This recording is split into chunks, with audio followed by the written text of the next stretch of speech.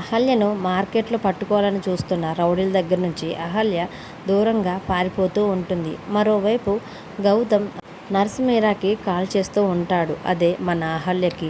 నర్సుమీర ఎంతసేపైనా కానీ call lift చేసేసరికి ఏంటి అహల్య గారు ఎంతసేపు అవుతున్నా కానీ అసలు ఫోన్ లిఫ్ట్ చేయటం లేదేంటి అని గౌతమ్ తన మనసులో అనుకుంటూ ఉంటాడు.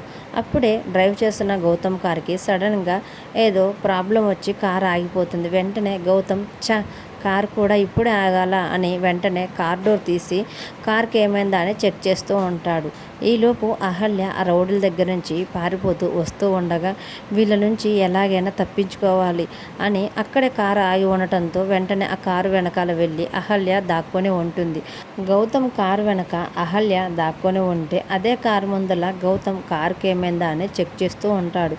అప్పుడే అహల్య రౌడీలు తననేమైనా ఫాలో అవుతురేమో చూద్దామని ఒక్కసారిగా తన తలని పైకెత్తి చూసేసరికి కార్ చెక్ చేస్తున్న గౌతమ్ కనిపిస్తాడు. వెంటనే అహల్య చాలా సంతోషపడుతూ గౌతమ్ గారు అని తన మనసులో అనుకుంటూ ఉంటుంది. వెంటనే గౌతమ్ గారిని పిలిచే లోపలే అహల్య ఒక్కసారిగా ఆగిపోతుంది.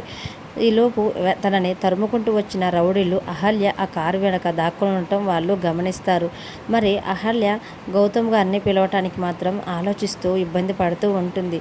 రౌడీలు మాత్రం అహల్య దాక్కుని ఉండేసరికి ఎలాగైనా అహల్యను పట్టుకుందామని అహల్య చూడకుండా జాగ్రత్తగా అహల్య దగ్గరికి వచ్చే ప్రయత్నం చేస్తూ ఉంటారు.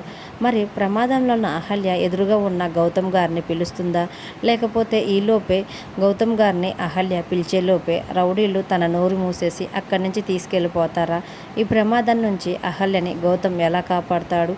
గౌతమ్ రౌడీల బారి నుంచి ఎలా తప్పించుకుంటుంది అనేది అప్కమింగ్ ప్రోమోలో చూద్దాం. వీడియో నచ్చితే ప్లీజ్ లైక్ చేసి మన ఛానల్ని సబ్స్క్రైబ్ చేసుకోండి. Thanks for watching.